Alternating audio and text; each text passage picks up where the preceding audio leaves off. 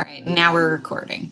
The final is non-cumulative. It's going to be just Unit 3, so nothing from meteorology and basically nothing from the solar system lecture. The only things that would be covered over from the solar system lecture would be stuff that I cover again in Unit 3 anyway. Things like how the sun formed.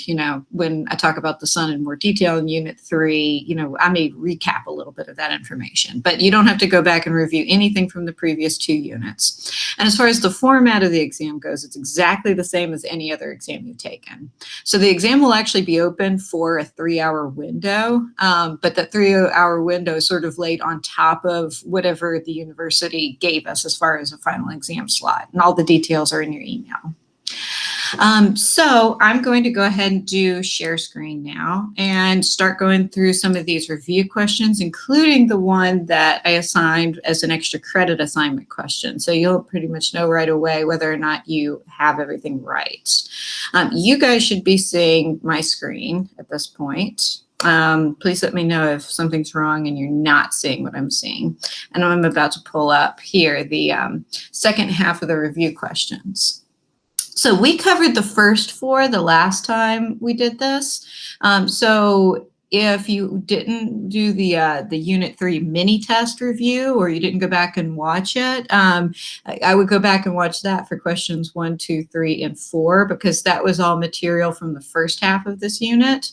Questions 5, 6, 7, 8 are all from the second half of this unit, and that's what I'm going to spend the most time with today. So that is going to start with what I'm calling question 5 here, which is material that was covered in lecture 21, which is all about low mass stars. So the first thing to understand, and something that's kind of recapped in one of the earlier lectures, I think it was 19, when I talked about the sun, is that our sun is a low mass star. Even though it's so incredibly bright to us, it's absolutely completely average anywhere else in the solar system. I mean, not anywhere else in the solar system, anywhere else in the galaxy or in the broader universe. So our sun is one of these low mass stars, and it may be a little disingenuous to kind of classify stars as only being either low mass or high mass, where plenty of them kind of fall in between. But there are a lot of processes in stars and a lot of kind of characteristics of stars that change over pretty rapidly when you go from sort of like the lower end to the higher end. So that's why I'm just kind of putting all the stars in the universe into one of those 2 categories. Either it's sort of on the lower end or sort of on the higher end. So the first ones we're doing are low mass stars. They're long lived. They have cooler surface temperatures. They're far less massive. Obviously, they're a low mass star. And they're going to only generate certain very lightweight elements in their core before they ultimately become unstable. The second thing that I'll kind of mention before I get into the real gist of this, both questions 5 and 6, is that with, what was I going to say? I had a point there and I got distracted. Shoot. Okay, I'm sorry. I'm off my game today, everybody. I'm really sorry. So basically, yeah, we're going to cover in question 5, we're going to cover low mass stars. Question 6, we're going to cover high mass stars. Oh, I know what I was going to say. It's really important to always think about these stars in terms of like a personal lifespan. So you have to think about how they're born, where they originate, how they live out the majority of their lives, and then how they die. And I find that learning things that way makes it a lot easier to really kind of like associate your own lifespan with a star's lifespan. And, it definitely helps keeps things interesting too, when you kind of think about these things as not being infinite, even though 10 billion years is pretty, is pretty close to being infinite. It's a really long time. They do ultimately have an end. Okay, so with question 5 here, describe all the life stages of a low mass star, including how it initially forms. So that's sort of part 1 here. How am I doing this? Here we go. 2, 3, and 4. So we need their origin, how they live out the majority of their lifespan,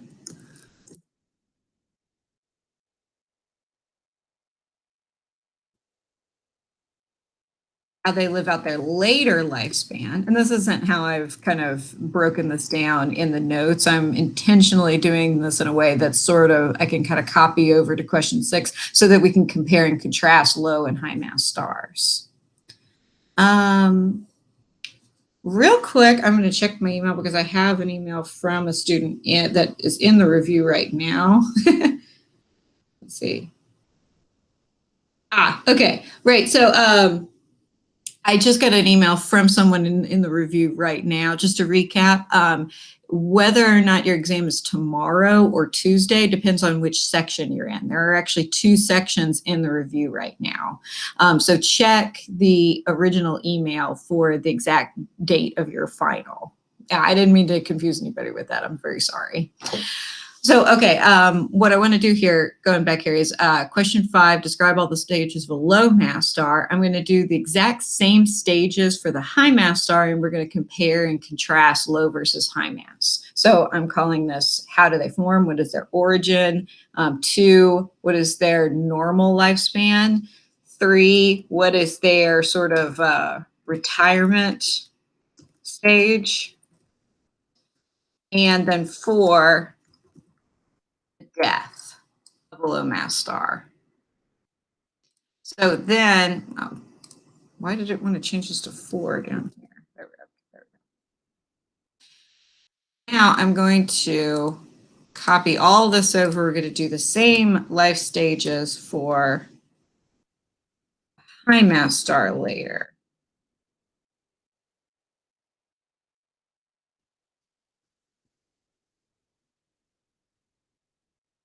Wow, Word is being real funky with its numbering here because it wants to try to outrank me and automatically number everything.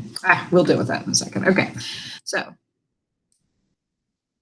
first step up here, describe all the life stages of a low mass star, including how it initially forms. Okay, so that's step 1. A low mass star is going to form from the collapse of a nebula.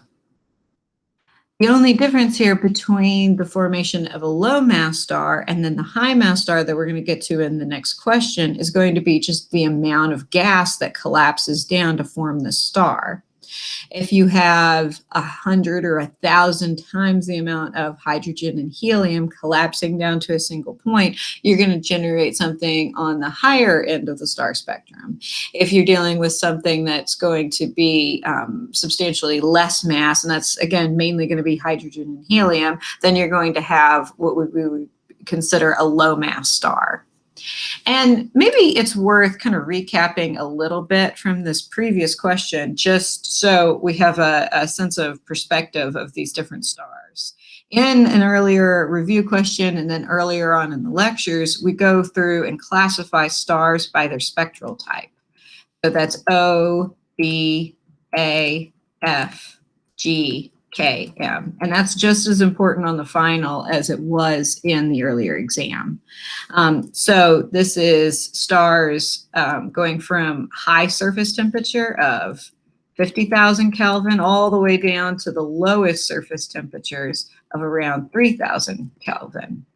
So these O, B, maybe the A type stars, these would be sort of the high,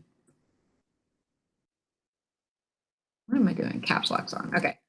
High mass end of the spectrum. Down over here, these are the low mass stars. And then at some sort of arbitrary point in between, like maybe an F type star, that's where you're transitioning from what we're considering low mass to high mass.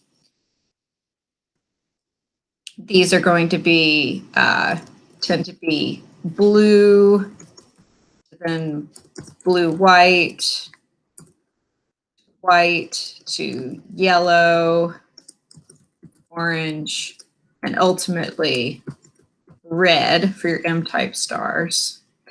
And then these are going to be very short main sequence lifespans. and your high mass stars. But we just abbreviate that as short lifespan for the high mass stars.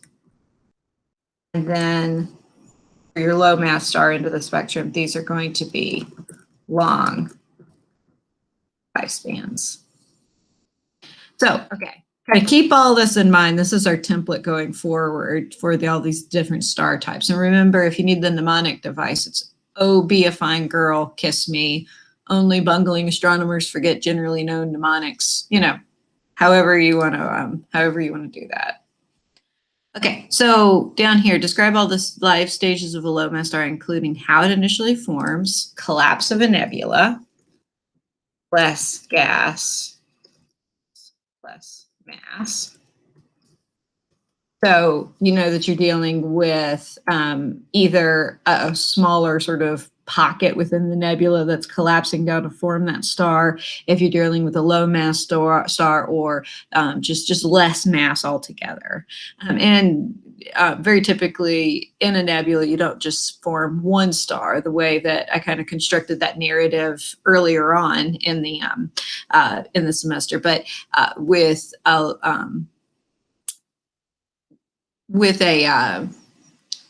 low mass star, with a nebula, you could generate many stars.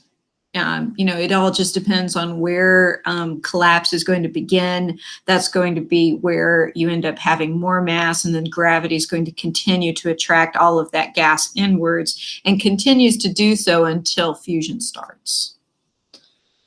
So collapse continues and continues and continues. Ultimately, jets form. That jets are going to be the sort of signal that fusion is going to start really soon in a star. You get those jets of matter that come out of the axis of rotation for that system. So if it's rotating in a particular way, it would kind of be like jets of matter coming out of Earth's north and south pole. So you get the jets right before fusion starts, and when fusion starts, that's when you get into the next part of a star's lifespan. In the normal lifespan of a star, hydrogen fusion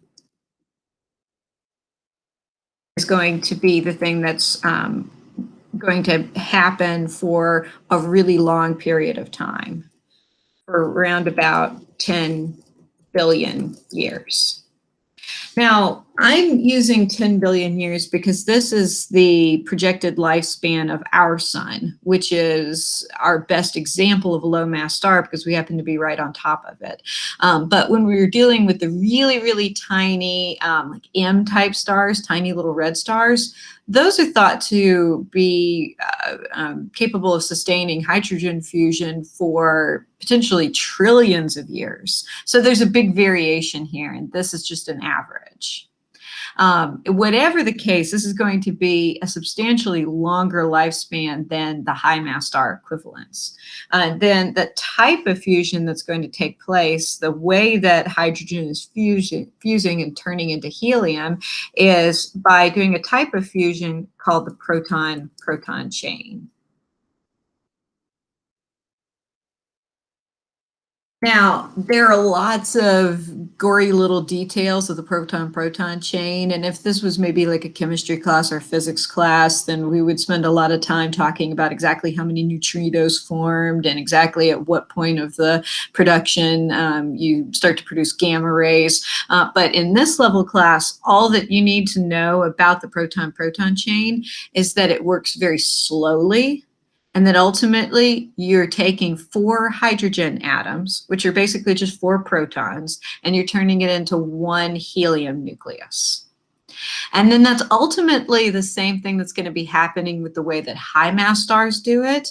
But the important thing there is that high mass stars are going to be able to do it more quickly by using heavier elements as catalysts in the reaction. So we'll get to that in a second. But for right now, it's enough to know that the normal part of a star's lifespan, when it's doing this hydrogen fusion, is going to take a really long time, so thousands of times longer than the way that high mass stars are going to do it, and that the way that they do it is called the proton-proton chain.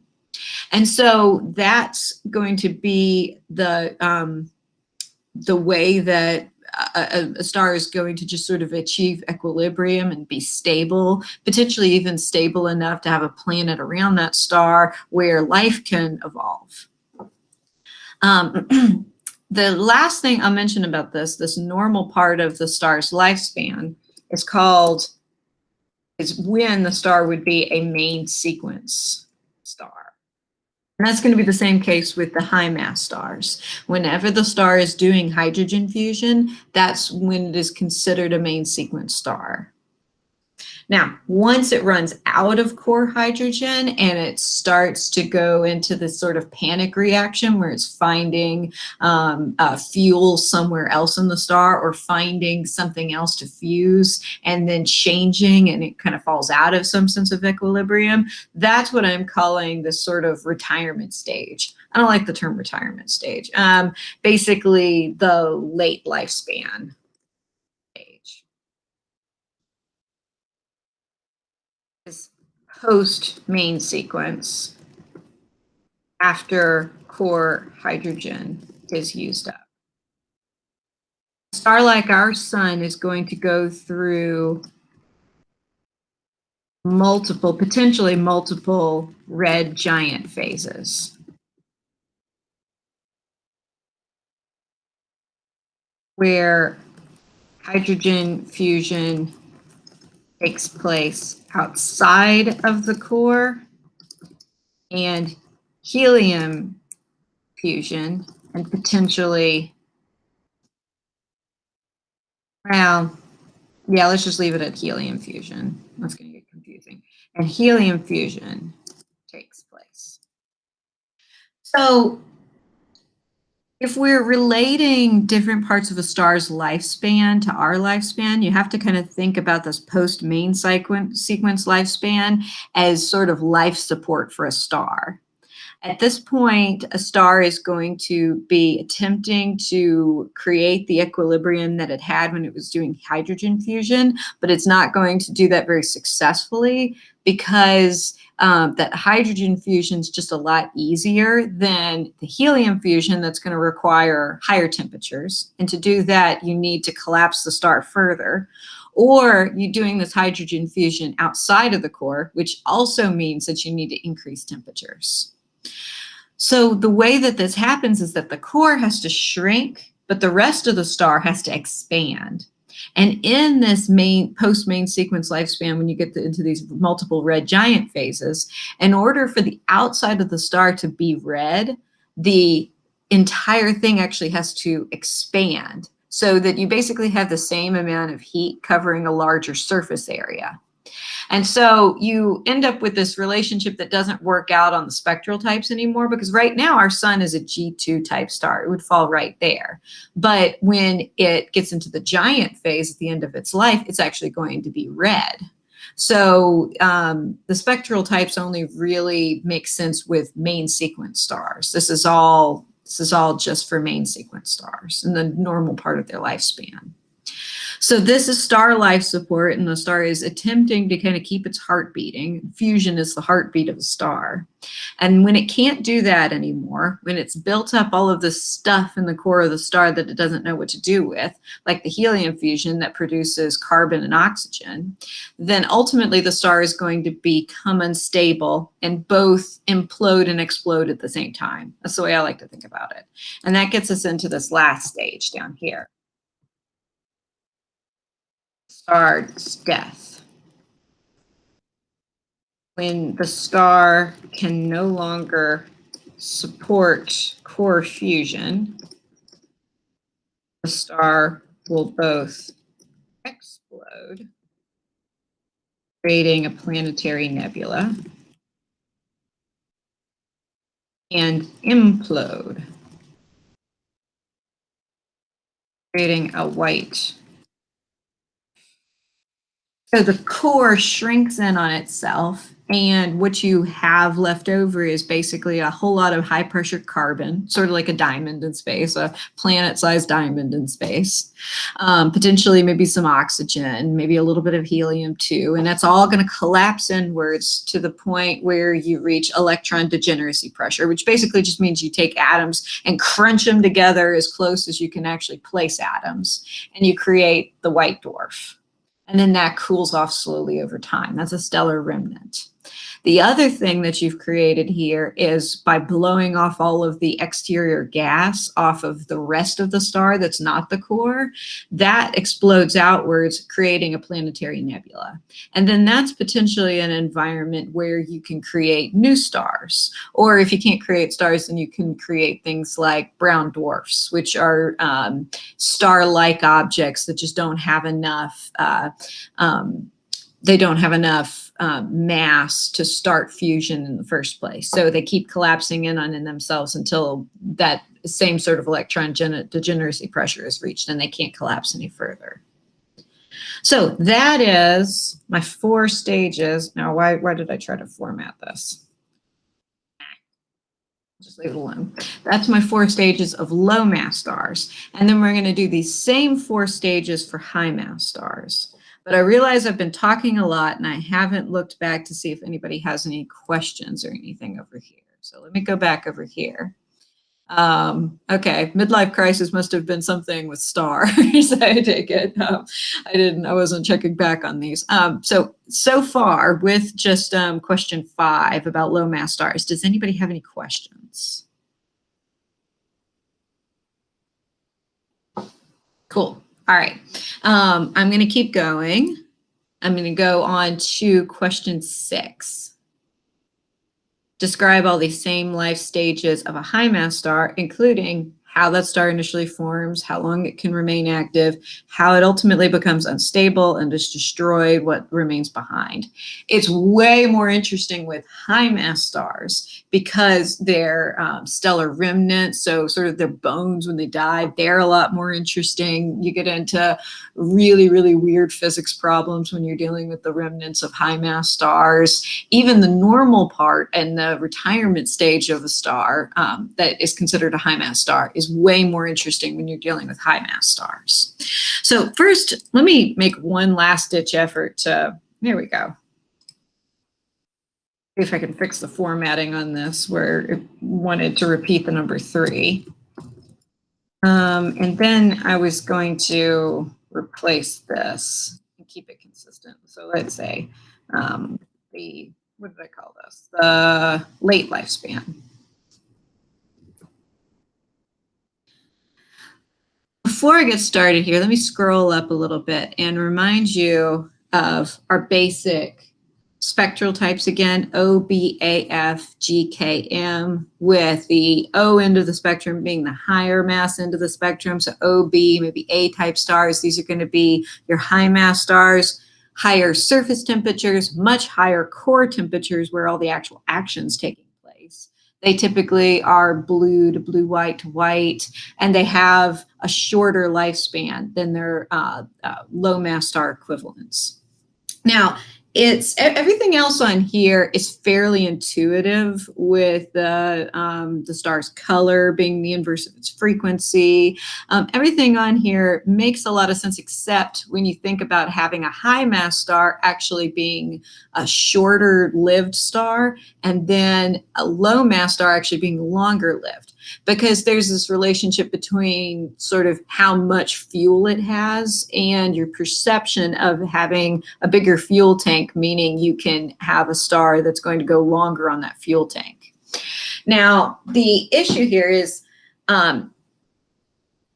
these short-term, short lifespan, high mass stars are going to have a bigger fuel tank. There's more to go through the process of fusion with, but fusion happens at a rate that's thousands, maybe even tens of thousands of times faster with high mass stars than they are with the low mass stars.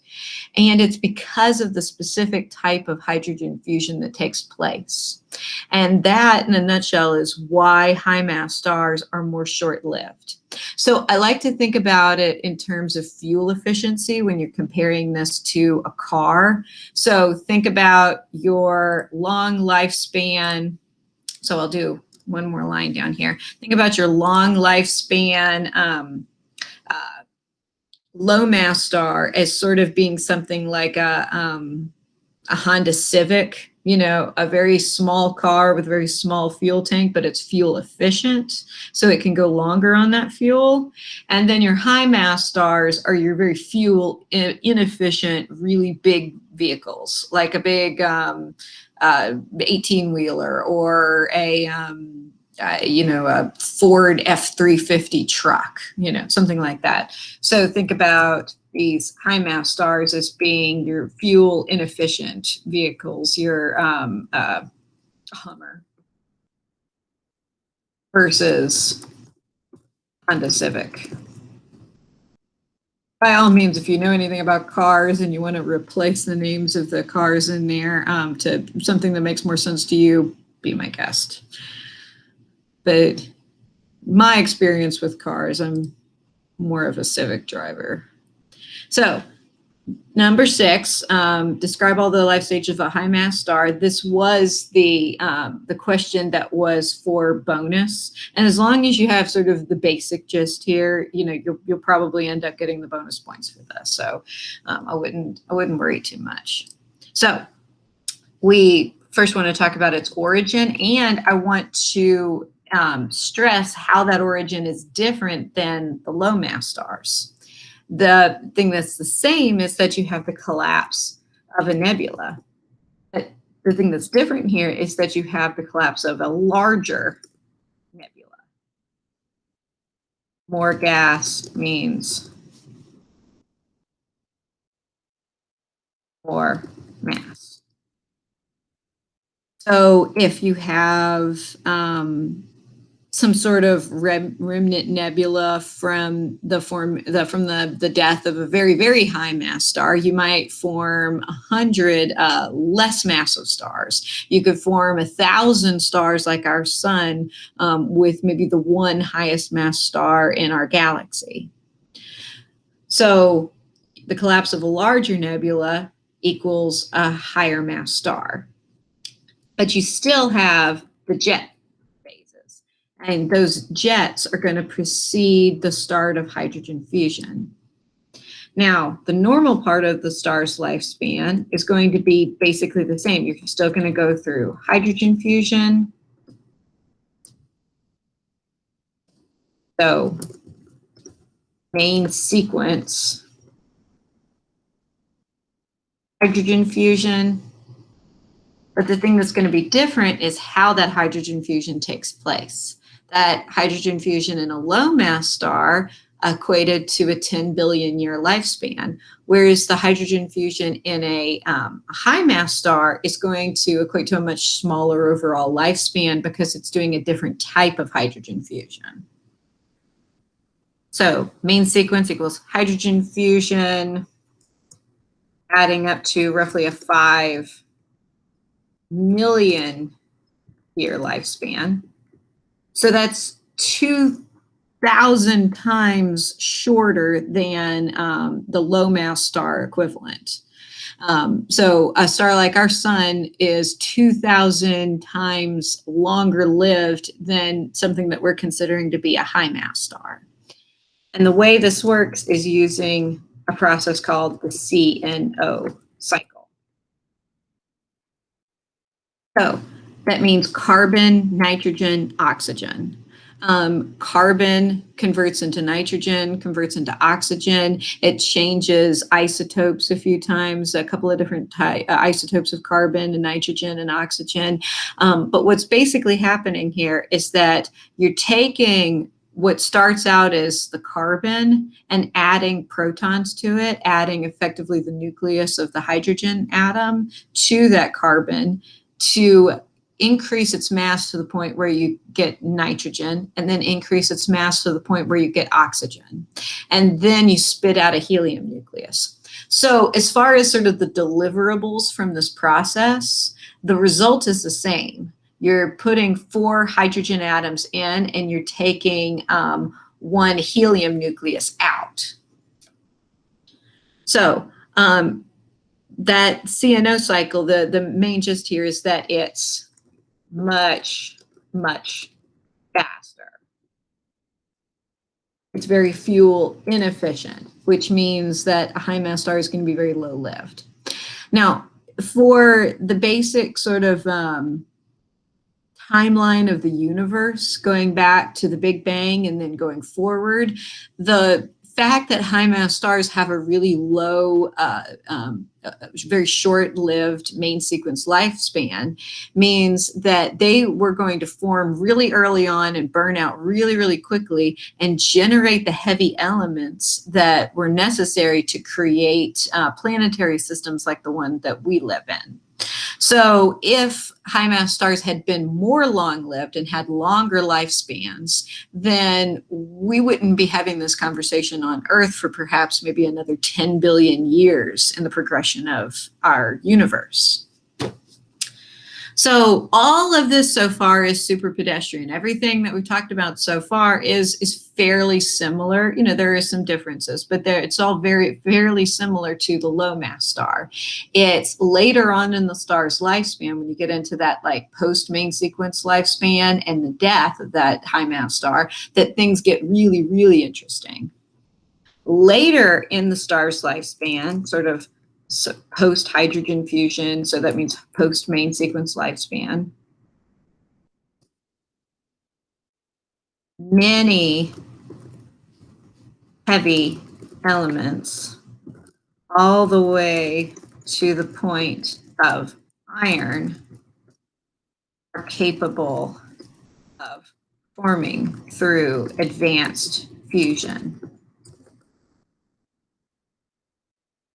And each one of those successive heavier elements is going to have its own sort of lifespan in the star, ranging from millions of years up to maybe like a day. There might be a day at the end of that star's lifespan when it's capable of actually forming iron.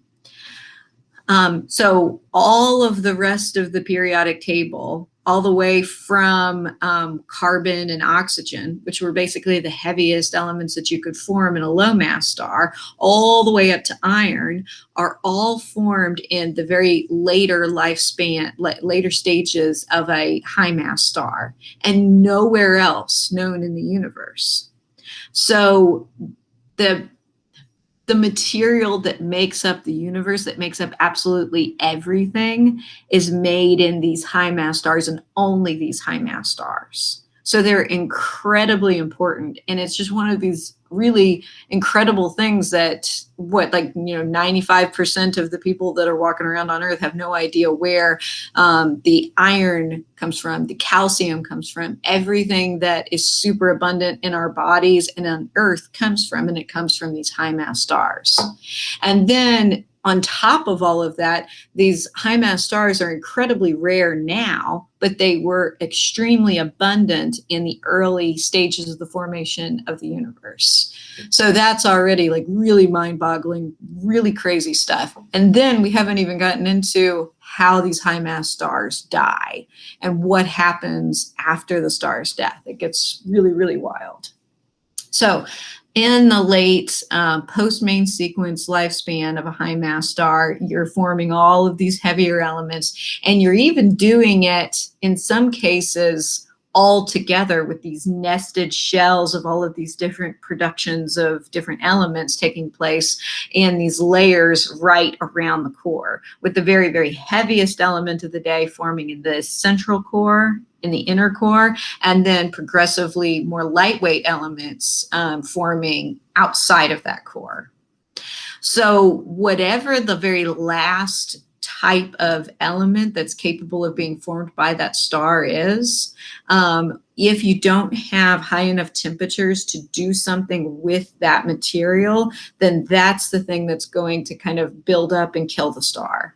So whether that's something that's a lot lighter, something like maybe like neon or silicon, or whether it gets all the way to the point of forming iron, whenever a star is building up something that it can't go through the process of fusion with, or if that fusion doesn't generate enough energy, then that means that the star is going to die. And when it dies in this case, it's going to produce the most fantastic, incredible things in astronomy. So the death of a high mass star is going to effectively do the same thing as what I was talking about with the low mass star. It's going to explode and implode at the same time, but the results are going to be incredibly different. So same thing here. I'll even word it the same. When the star can no longer support core fusion, the star will both explode, creating a supernova explosion and a supernova remnant, which is basically an extremely large nebula, and implode. And the implosion of a high mass star is a powerful enough event to, in my mind, basically break physics. Because you either exceed electron degeneracy pressure, break apart individual atoms, create a whole slew of heavier elements, and reach something called neutron degeneracy pressure, where you're taking just the heaviest material in the core of elements and pressing it together as tightly as you possibly can. That creates what we think of as a pulsar that at its root is something called a neutron star. Or you exceed neutron degeneracy pressure and take all of those particles and essentially place them in the same place in space, put them into one another. So if you've effectively broken that rule of physics, then there wouldn't just be one Stephanie sitting in this chair. There would be 2,000 or 2 million or 2 billion Stephanies all sitting in exactly the same chair. We've broken the rule that says you can't put more than one thing in the same place in space anymore, and you create a black hole.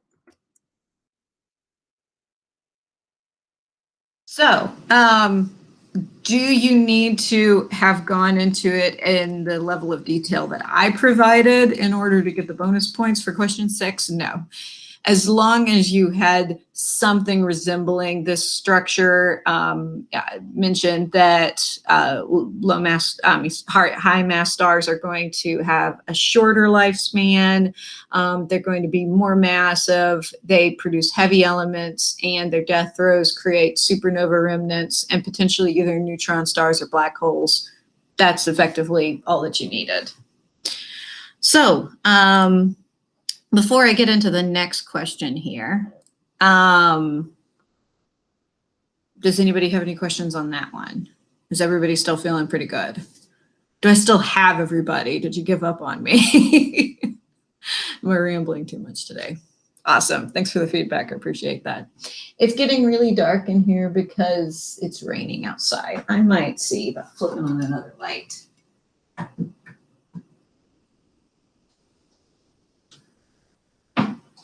All right. Okay. All right. Thanks for the feedback, guys. I'm glad you guys are still with me. So we did high mass stars, and now we're going to get into lectures 23 and 24. So we're approaching the end here. And the question from lecture 23 is sort of some basic questions about our galaxy. It's called the Milky Way galaxy. But since this is a review, I might I kind of just mentioned beforehand, this isn't the entire universe. It's really, really important to remember our cosmic address is that we happen to be on Earth. Earth is the third planet in our solar system. Our solar system is just one of billions of solar systems in our galaxy, and that's called course, the Milky Way galaxy. And that galaxy is one of billions of galaxies in just the observable universe, much less the broader universe that we can't see, because we can't see that far out, because we would be looking back since before the beginning of time. It's all really crazy stuff. So keep in mind that this is just our galaxy. It's not talking about the structure of other galaxies, although most galaxies are going to be structured at least somewhat similar ways. You have elliptical galaxies and spirals, and our galaxy, which is a barred spiral. So our galaxy, I think we're just going to kind of do this one. Our galaxy is a barred spiral.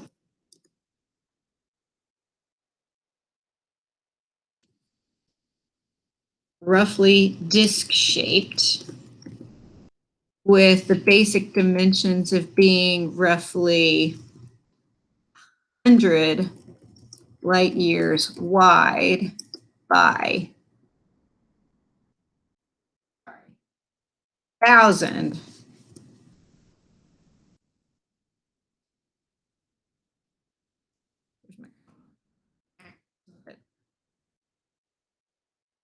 light years wide by 100,000 light years long.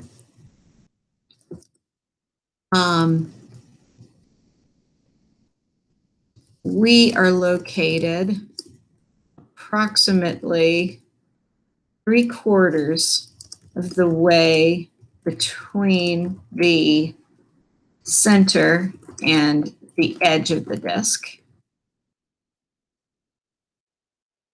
So our location in our galaxy is really important, because we're close enough to the center to have enough of the heavy elements that are necessary in the generation of a planet like our own. So there's a high enough abundance of metals. So that's a really important part of having sort of a habitable zone in terms of a galaxy. But we're also not super close to the center of our galaxy, because that would be a really, really chaotic place. Probably too chaotic for life to have actually evolved on our planet. So there are plenty of solar systems in our galaxy, and there's a pretty high probability of there being many habitable planets on those solar systems, but the numbers do kind of go down a little bit when you take into account that there is sort of a habitable zone in our galaxy, similar to the way that there's a habitable zone in our solar system that we happen to be right in the middle of. So we're located approximately 3/4 of the way between the center and the edge of the disk. At the center, the reason why it's so chaotic in the center, lies a super massive black hole, roughly 20 million times the mass of the sun. So this should really kind of help cement this idea that in order to have, in order to understand the basic structure of the universe, you have to appreciate that really big, massive things are going to control the fate of less massive things. You know, we are enslaved to the Earth. The Earth is effectively sort of enslaved to the sun. We are caught in orbit around the sun because the sun is thousands of times more massive than the Earth is and the other planets. And that even on a grander scale, our entire solar system is just in orbit around this really, really massive object at the center of our galaxy, and that's a supermassive black hole. These supermassive black holes that often are formed at the center of galaxies are ancient. So they may have started out being much more similar to something like a star's mass, but as objects kind of careen towards and become part of those black holes, they become more and more and more massive over time. So our supermassive black hole, the one that's 20 million times the mass of the sun, that isn't even the largest supermassive black hole that's ever been discovered. The largest is more on the order of billions of times the mass of our sun. So that's, this is a kind of basic question with a basic answer here, but that's essentially some basics on our Milky Way galaxy. The rest of the stuff from that lecture is, really just some more material on other galaxies and how we can kind of compare and contrast our galaxy with other galaxies. I spent about maybe half of that lecture talking about our galaxy and then half of it talking about other galaxies. As promised, I was going to throw in a couple of questions off the test, and let me see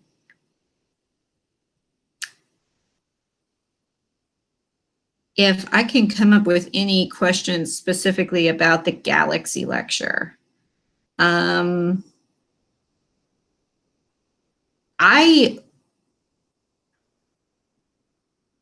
I definitely concentrated on more of the earlier lectures when I was generating this exam, as far as the low and high mass stars and the lectures 17 through 20.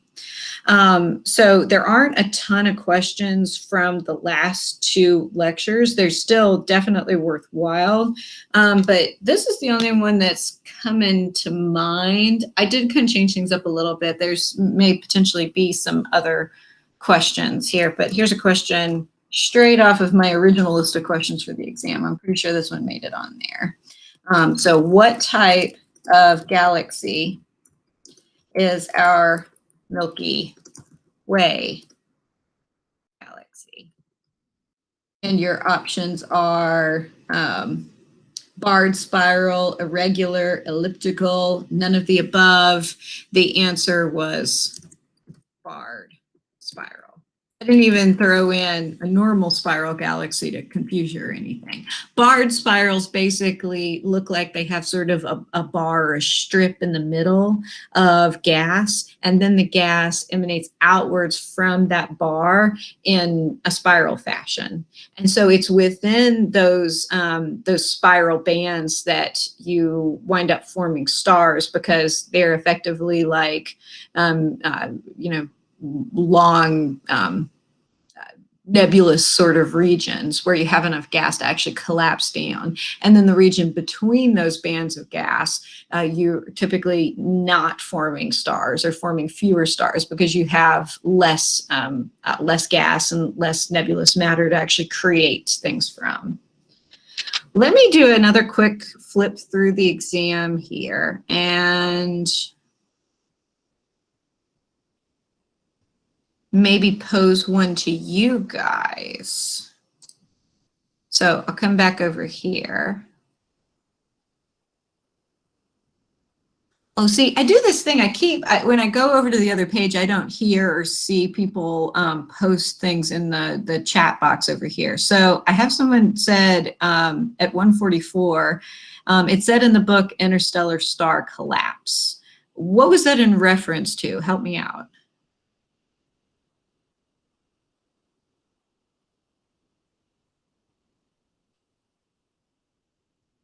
Okay, I don't know if you're typing anything or if you didn't hear me, but yeah, if you want to specify this, the high mass star origin.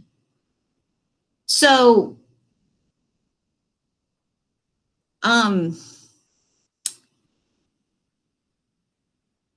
interstellar star collapse.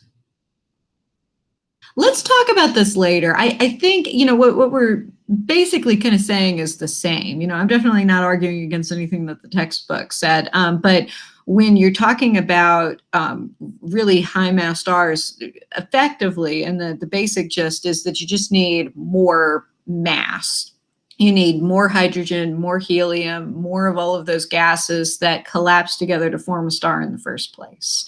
So exactly where that is going to happen is the thing that's in question. And that's actually what I was just talking about in terms of galaxies, is it's those spiral arms that are basically full of interstellar gas. Interstellar gas is just gas in between stars, so interstellar being stars. So it's just kind of a question of where that's all taking place. I was going to throw another question at you guys. And I'm shooting for, I'm flipping through them here. I'm shooting for things that would be sort of on the harder end. I don't want to throw easy questions at you that you're like, yeah, I would have gotten that one.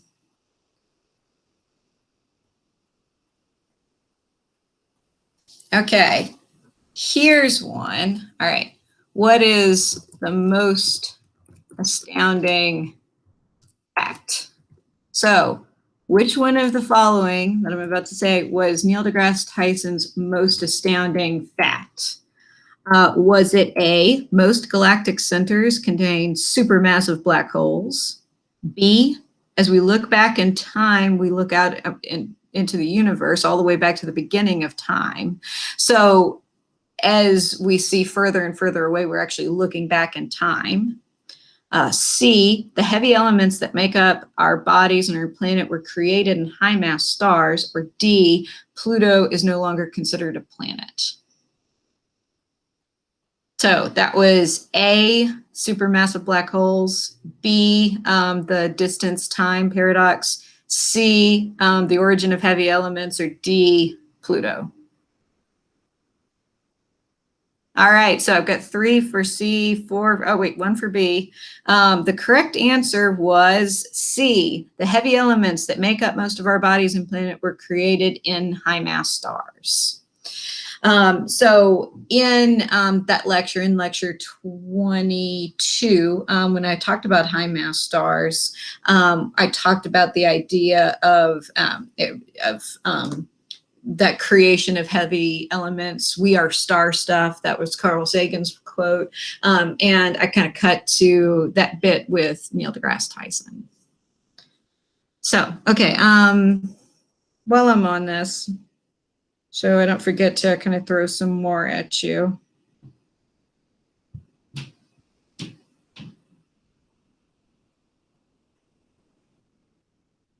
I think one with star properties. Okay, how long does our sun have left before it turns into a red giant? How long does our sun have left? So in order to understand this question, you do also have to know how long our sun has already been around and the entire lifespan of the sun. So how long does our sun have left before it turns into a red giant? So how much more main sequence time does it have? 2 million years, answer A, 2 million years, B, 2,000 years, C, 5 billion years, or D, 5,000 years? Okay, so I've got to want to say 5 million, or oh wait, C. Okay, so yeah, I threw answers at you before you, yeah, you posted one there, Max. So it was A, 2 million, B, 2,000, C, 5 billion, or D, 5,000. The correct answer is 5 billion years. Plus or minus a 500 million years in there. So the age of our planet and all of the planets in the solar system is 4.54 billion years, as understood by uranium isotopes and meteorites. And that would mean that we have something on the order of about 5.5 billion years left. All of the other answers were in millions or thousands, which would definitely be hopefully underestimating the remaining lifespan of our sun. Now, certainly if we're talking about thousands of years, you have to worry about that really impacting the human race. When you get into millions and billions of years, it's probably less of a problem. Okay, so if I can kind of see another one on there that makes sense, then I might even throw out another question later on. But I want to make sure we do this before I run out of time here. So question 8 on the review questions is like the most loaded question ever. It's really daunting, actually. How did our universe form? How will it ultimately end? So that's everything from the beginning to the end. I taught this geology field camp course in Colorado, and I'm hoping to do it again next summer. And I do a final project with the geologic history of the Front Range region, so up in the Rocky Mountains. And I had kind of explained to that particular class a little bit about the origins of the universe. And so like at least half the class started out like the history of the field camp region, you know, which should start, you know, like maybe 300 million years ago or so. They started all the way back to the Big Bang.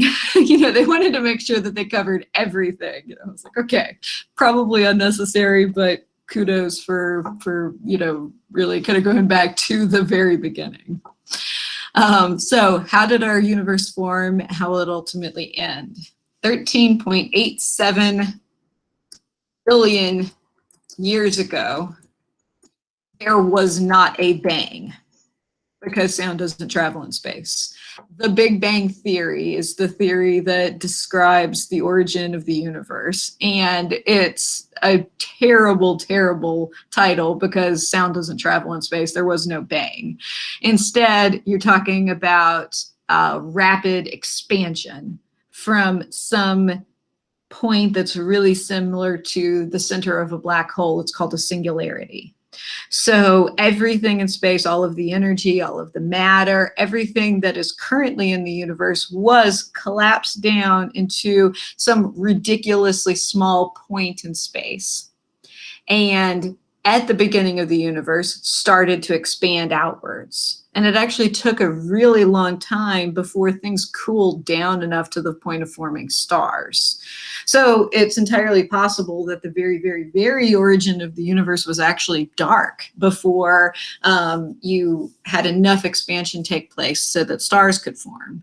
So 13.87 billion years ago, the expansion of the universe began.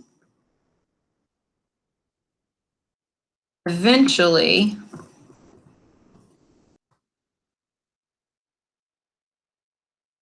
as matter expanded outwards and temperatures cooled, first generation of high mass stars formed.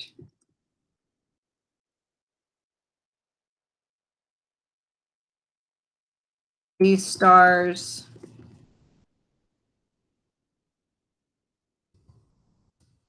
generated heavy elements. So prior to this point, there were no heavy elements. There was just hydrogen, maybe a little bit of helium from some of the processes that happened in the early formation of the universe. But since there are no stars, there's no fusion. So these stars are doing the very first types of fusion, but being so high mass, started to generate heavier and heavier elements. And their stellar remnants provided the environment for lower mass stars with planetary systems.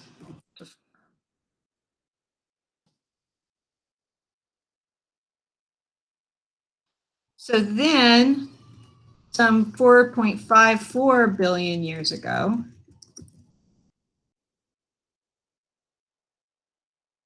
there's a crying baby upstairs. Okay, my husband's watching the kids upstairs.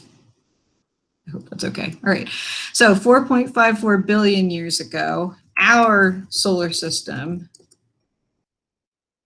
sun and planet formed in the Milky Way galaxy. So as expansion continues to occur, because of dark energy and dark matter.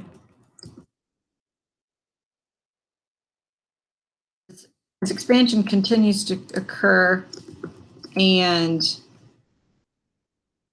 continues more rapidly because of dark energy and dark matter, low mass stars will become increasingly common, and eventually the universe will be too diffuse and cold for stars to form. All right, so very, very daunting question, but here's my block of text as an answer. So we have 13.87 billion years ago, the expansion of the universe began. Eventually, as matter continues to expand outwards and outwards, temperatures cool, the first generation of high mass stars form. Those stars have really short lifespans, so something like 5 million year lifespans. They use the CNO cycle, they burn through their core hydrogen, and then they start to produce everything else, all of the heavier elements, the calcium, neon, silicon, oxygen, all of that forms all the way up to iron. Their death throes actually form all of the even heavier elements. And then their remnants are enriched with all of those heavy elements. So then you can actually start to form planetary systems. You can even evolve life potentially in those planetary systems.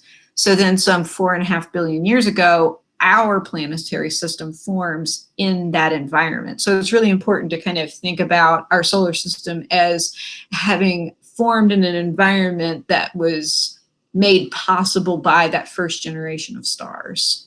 Then as expansion continues and continues, it will continue to continue. Low mass stars become increasingly common. Even those low mass stars are no longer going to be possible trillions of years in the future when the universe continues to expand as it's projected to do. And then you have an environment where you don't have enough gas in one place for those stars to form anymore. So it's definitely sort of a bummer ending for the universe. You know, plenty of scientists are really kind of devoted to this idea that at some point things are going to kind of turn around, and that instead of continuing to expand, you expand outwards to some point, and then the universe starts to collapse back in on itself again. And it's a really tempting option because we sort of want to think about there being almost sort of this reincarnation cycle similar to the star-gas star cycle in stars. But that just doesn't seem to be the case as we understand more about dark energy and dark matter as being these driving forces for continuing the expansion of the universe. It doesn't seem like the big crunch. So that idea that everything's going to collapse back in on itself again is actually going to be the case.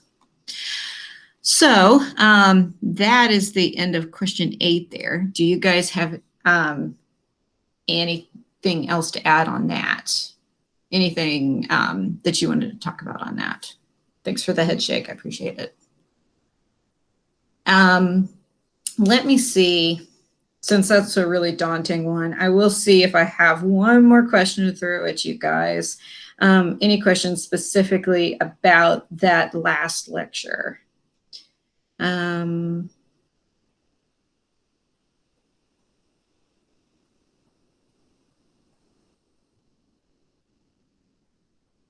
Okay. The only one that's immediately popping up that's sort of based off of that last question is, what is happening to the universe as it expands? So remember to wait for all the answers before you throw out one. A, its composition changes from mainly only lightweight elements to some heavy elements due to fusion in stars. B, it cools off, so high mass stars become less common. C, solar systems with planets such as ours are enabled by the presence of heavy elements, or D, all of the above.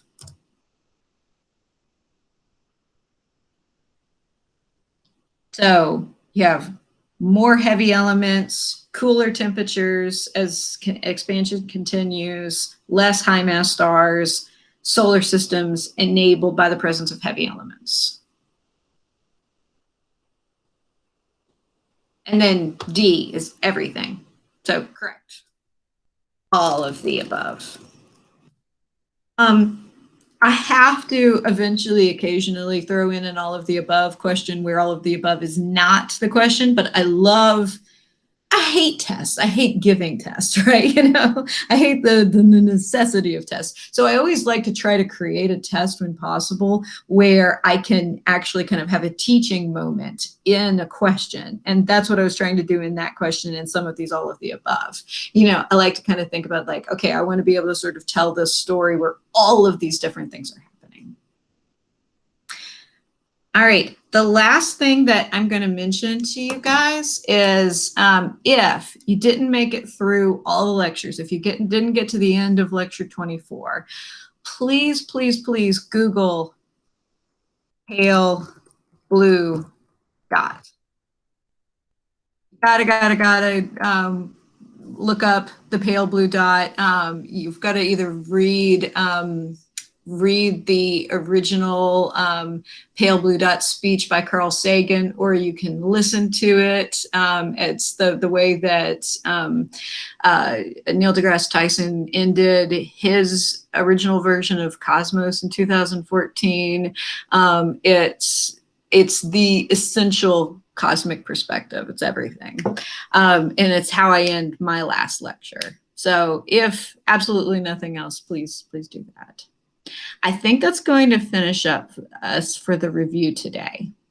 I'm going to go ahead and stop recording really quick. For anybody who's watching this later, I didn't add more questions in at the end. I didn't get anything else. I was just going to end the recording and say bye. So.